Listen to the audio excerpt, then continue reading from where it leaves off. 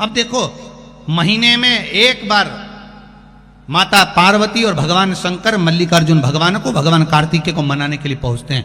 प्रत्येक महीने में भगवान शंकर और पार्वती वहां पहुंचते हैं कार्तिकेय जी को मनाने के लिए कि कार्तिकेय जी रुष्ट होकर चले गए। वही प्रश्न माता वृंदा कर रही है भोलेनाथ के सामने, भगवान नारायण के सामने। एक परम भगवदीय वैष्णव दूसरे वैष्णव से प्रश्न कर रहा है कि माँ जब बच्चे को जन्म देती है, माँ जब बेटे को जन्म देती है, तो बेटा अपने माता पिता से मुख क्यों मोड़ लेता है? उसका कारण क्या है? क्या कारण?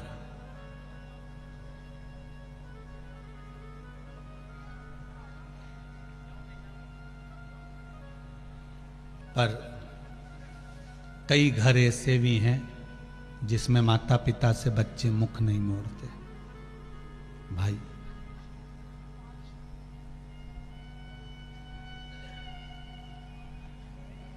कई घर ऐसे भी हैं, आज भी कई घर ऐसे हैं, घर में एक व्यक्ति बीमार होता है और उसके लिए अगर खिचड़ी बनती है चावल की तो पूरे घर को खिला देते हैं, पूरे घर को। घर में एकादशी का व्रत एक का होता है, साबूदाने की खिचड़ी सब खाते हैं।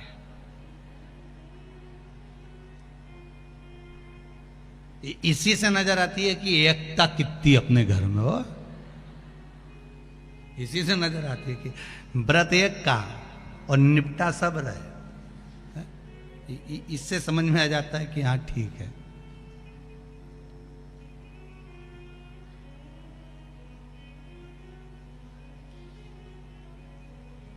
अब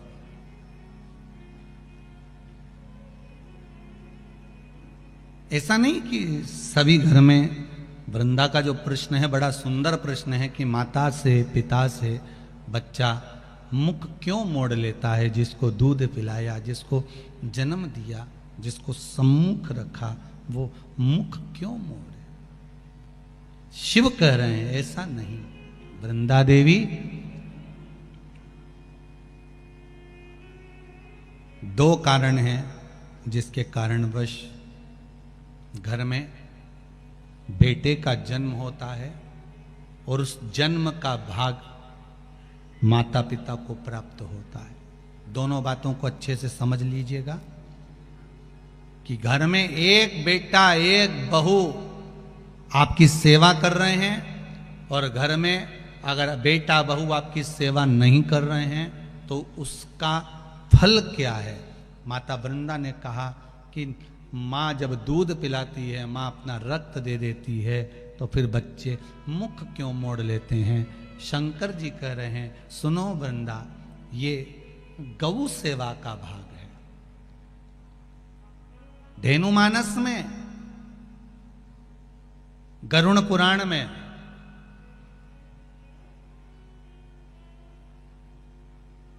विष्णु संहिता में सुंदर बात कही गई है। यदि आपने गौ माता को रोटी दी है, प्रेम से सहलाया है, ताजा भोजन, ताजा भोजन जानते हो, घर में रोटी बनी, पहली रोटी किसकी बनती है? गाय की। रोटी बनी, सबके जीमने से पहले रोटी गाय को दी है और मान लो वही रोटी फ्रिज पे रख दी, फिर डब्बे पे पड़ी रही, सब ने जीम लिया, तब पन्नी में पॉलीथिन में टंगी रही। शाम को 4-5 बजे गाय आई, तब उसके मुंह में रोटी जब ठंडी कल्ली बासी सब हो गई, तब उसके मुंह में दी। उसका फल और ताजी रोटी का फल जरा ध्यान से देख लीजिएगा, समझना इस कथा को बहुत ध्यान से। पूर्व के प्रारब्ध के अनुसार हमारे बच्चों का जन्म होता है वृंदा, पूर्व के प्रारब्ध के अनुसार हमें हमारी संतान प्राप्त होती है।